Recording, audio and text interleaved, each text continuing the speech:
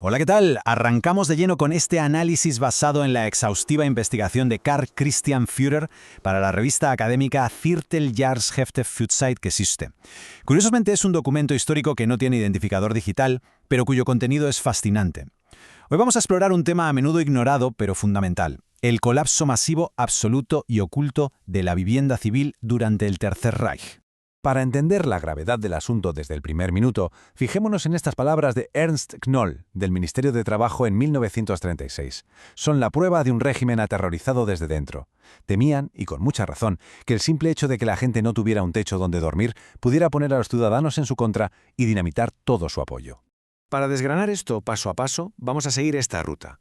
Primero veremos la ilusión de 1933, luego el choque de la demanda, en tercer lugar la desesperación en el mercado, pasaremos al cambio de modelo financiero y terminaremos con el dilema de armas contra casas.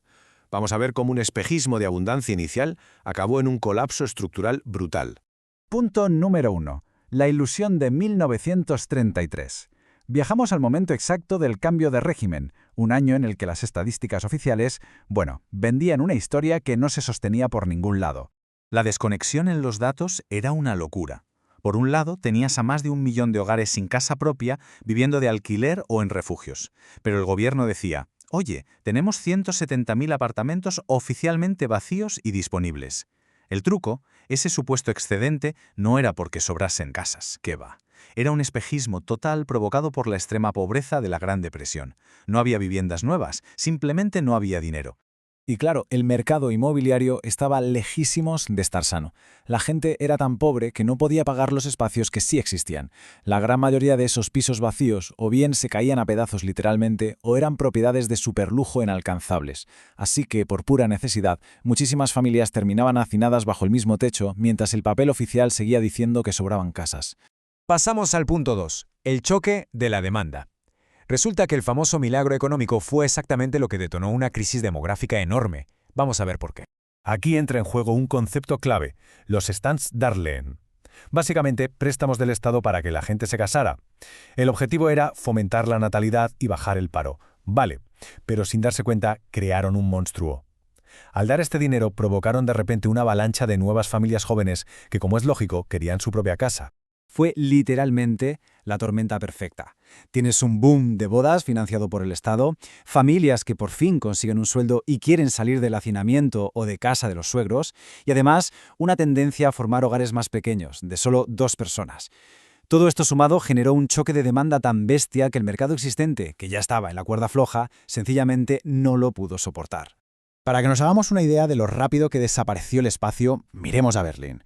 En el año 33, la tasa de pisos vacíos era del 2,2%. En el 38 cayó al 0,2%. 0,2%. O sea, nada. Estadísticamente hablando, encontrar un apartamento libre en la capital se había convertido en una misión totalmente imposible. Y esto nos lleva a la sección 3, desesperación en el mercado. Porque la pregunta es obvia: ¿qué pasa cuando una metrópolis entera se queda sin un solo metro cuadrado libre? Pues pasa esto. En 1937, informes confidenciales de la Gestapo y del propio partido confesaban que estaban asustados. Veían que la cruel realidad diaria de no encontrar vivienda estaba erosionando profundamente su legitimidad política, especialmente entre la clase trabajadora que se sentía ignorada y abandonada. El día a día se volvió la ley de la selva. La gente estaba tan desesperada que se creó un mercado negro salvaje. Para conseguir un techo tenías que tragar con humillaciones, hacer colas interminables, aceptar pisos insalubres con las paredes empapadas de humedad o pagar sobornos y primas en efectivo absurdas, bajo cuerda, solo para que te dejaran firmar un contrato de alquiler. Imaginemos la rabia de la gente. Por un lado, no podías pagar ni un sótano húmedo, y por otro, veías a tu gobierno gastando recursos ilimitados en levantar palacios ministeriales inmensos y grandes avenidas para lucirse. Toda la riqueza del país iba para la propaganda de piedra del régimen, mientras las casas de los ciudadanos se caían a pedazos. Llegamos a la sección 4, el cambio de modelo financiero.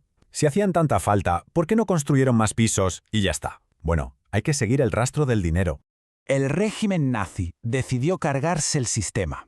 Abandonaron por completo el exitoso modelo de vivienda pública que había funcionado en la época de Weimar. En vez de poner dinero del Estado y dar ayudas al alquiler, apostaron todo a que el mercado privado lo solucionaría mágicamente con el mínimo apoyo gubernamental. Y ese 40,2% lo dice todo. Es el bajísimo porcentaje de viviendas que contaron con algún tipo de ayuda pública bajo los nazis. Es un desplome brutal si pensamos que en la era anterior el apoyo estatal llegaba a casi el 81%. Básicamente, cortaron el grifo. Pero la puntilla fue la Emissions Perre, una maniobra económica por la que el Estado bloqueó que se emitieran nuevos bonos hipotecarios. El objetivo: estrangular la inversión en casas civiles y forzar que todo ese dinero fuera a parar a los bonos del Estado. Querían acaparar cada céntimo para financiar sus ambiciones militares. Y así llegamos al quinto y último punto. Armas contra casas. La contradicción definitiva del sistema nazi. Mantener una economía de guerra, pero en tiempos de paz. Fijémonos en cómo asfixiaron el sector año a año. En el 37 empieza a faltar mano de obra cualificada. En el 38 bloquean los préstamos de construcción medio año. Y en el 39 recortan la madera disponible para el sector civil a una quinta parte. El Estado estaba confiscando el acero, la madera y a los obreros. Todo, absolutamente todo, iba para las fábricas de armamento. Los pocos proyectos civiles que sobrevivían eran un desastre. Construir una simple casa normal, que antes llevaba unos 5 meses, pasó a costar entre 12 y 14 meses de agonía. Y para colmo, cuando los promotores conseguían materiales, pasaban completamente de construir pisos pequeños y asequibles. Preferían hacer chalets o casas caras para asegurar su margen de beneficio. La investigación de Führer da en el clavo con esta conclusión. Este hundimiento no fue un fallo burocrático o un despiste temporal, fue algo sistémico. Fue el diseño intencionado de un régimen que prefirió fabricar cañones y alimentar su máquina de guerra antes que garantizar el bienestar y la dignidad de su propia sociedad. Así que cerramos con una pregunta para reflexionar. ¿Es inevitable que una sociedad obsesionada con el rearme militar y las obras faraónicas acabe destruyendo el nivel de vida de su población? Es un recordatorio vital de cómo las grandes cifras macroeconómicas y la propaganda pueden ocultar un sufrimiento social tremendo. Gracias por acompañarnos en este análisis a fondo y ya sabemos, es importantísimo cuestionar siempre los datos oficiales.